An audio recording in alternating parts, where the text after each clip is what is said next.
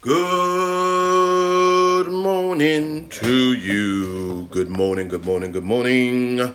Hope everybody is doing well. Welcome once again to Real Home Cooking Around the Coffee Pots, where news and food collide. Ha!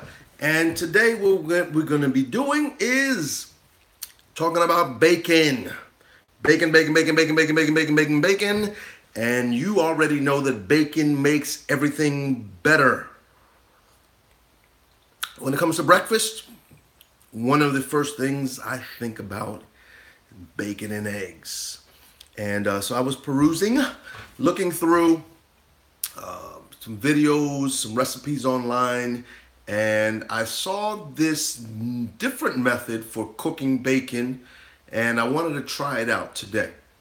And I put in the link in the description below the original video that I got this idea from, and that it's called America Test Kitchen, and they're talking about how to make perfect bacon. So, being a bacon connoisseur and lover of bacon, I figured, why don't we try this thing out? So, I've already fried some bacon up here, and yeah, I think it got a little more on the well done side than I wanted, but I'm gonna kind of just show you the process that we use.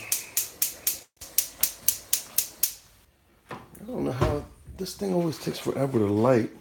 If someone knows an idea on how I try to clean the little area where the igniter is, if you know a different method for getting that thing to light again, it lights whenever it wants to light. So I don't know. Um, anyway, so you got your pan. Oh no, where's my piece of?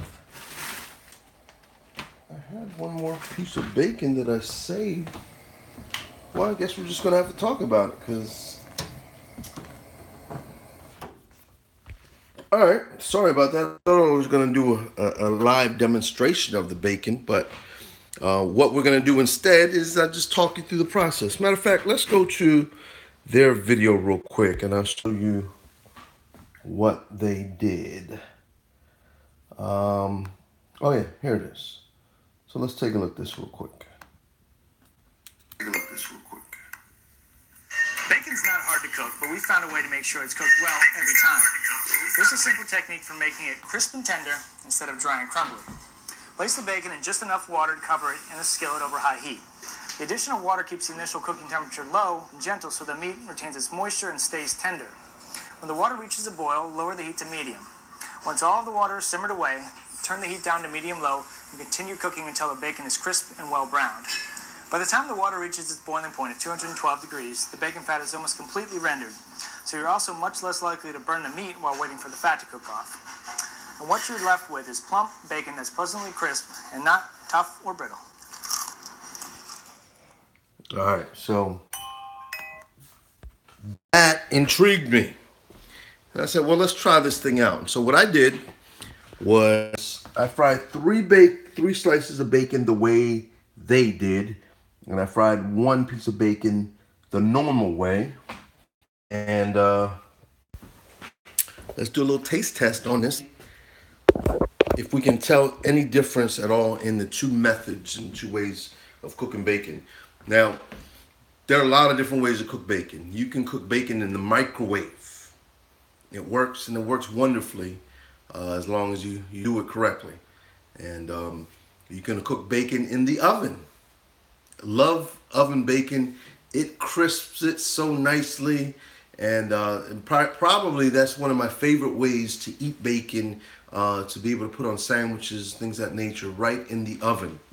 And then, of course, you can cook it on the stove top, and even in the air fryer we used yesterday, when we cooked our T-bone steak, you can actually cook steak in that convection style oven, and that brings it out real nice and crisp as well. So here is a slice of the bacon cooked using America's Test Kitchen's recipe and their way of doing it. So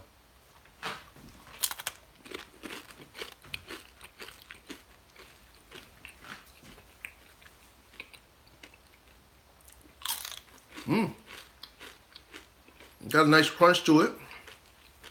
I can't tell that it was cooked with water first and boiled first.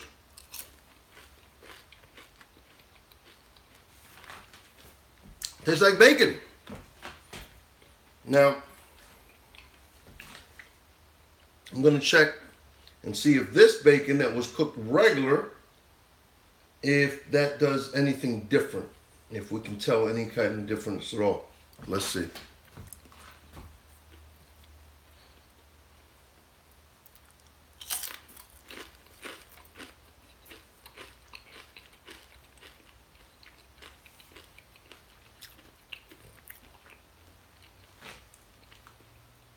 Nice, crunchy once again. There is a difference. There is a difference. And the difference actually comes not necessarily in the textures, but in the taste. This one is saltier. The one cooked the regular method is saltier. The one cooked with the water, still just as crunchy, still flavorful, but I can actually tell the difference in the flavor and the taste of, and it's not such a big disparity that it would really draw your attention to it if you weren't really comparing these two.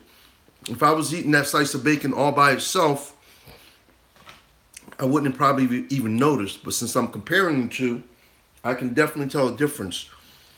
The one that was just fried regular on the stove, on the stovetop, is saltier and thus more flavorful. Like I said, the one that was cooked in the water, and it makes sense, right? I mean, you're boiling it first, so that's actually taking away some of the flavoring that's in there. And even when it starts to fry, that doesn't mean everything goes right back into it. Whereas the one that's, and it's almost done now, but the one that was fried with just regular, retained everything, all the salts and the sulfates and whatever else they put inside there. It retained all of that. So when it cooks right in and seals into the bacon strip. Whereas the water, here, let me show you the pan. So I'm sure some of this oil that's left over, this is the one that I boiled. That probably some of that that's on the bottom of that is probably some of the salts and stuff. And here's the pan I fried just the one piece of bacon by itself. Yeah, like I said, it's a good method. Now, here, all right. So here's another issue. Here's another issue. Their method took me about 40 minutes. 40, yeah, you heard me right. 40 minutes. Because you had to boil the bacon. Yeah. You had to boil the bacon. You had to let all the water evaporate. You're turning it down to medium. You let all the water evaporate. And then it starts the frying process, to crisp up your bacon.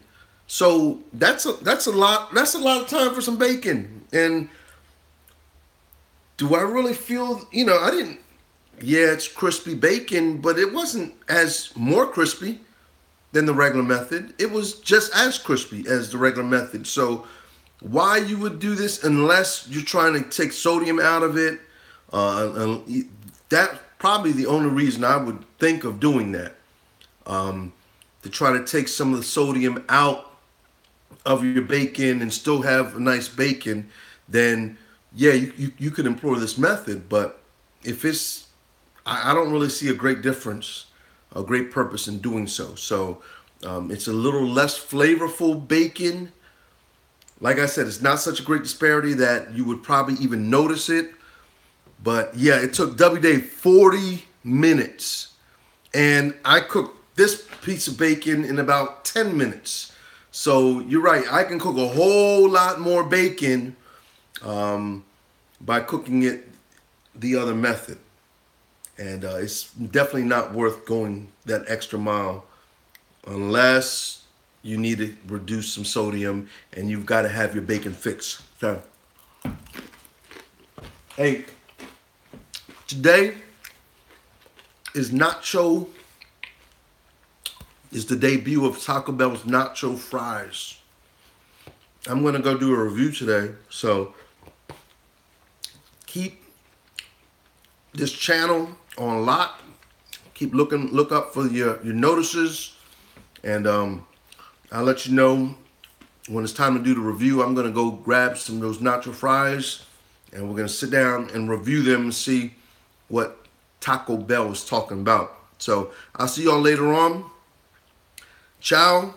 I'm gonna drink my coffee, finish this slice of bacon, maybe even fry me a little egg to go with it, and then I'm gonna go get started. But be ready for the Taco Bell nacho fries review. All right, take care. Talk to you later on. Till next time, you know the deal. Ciao.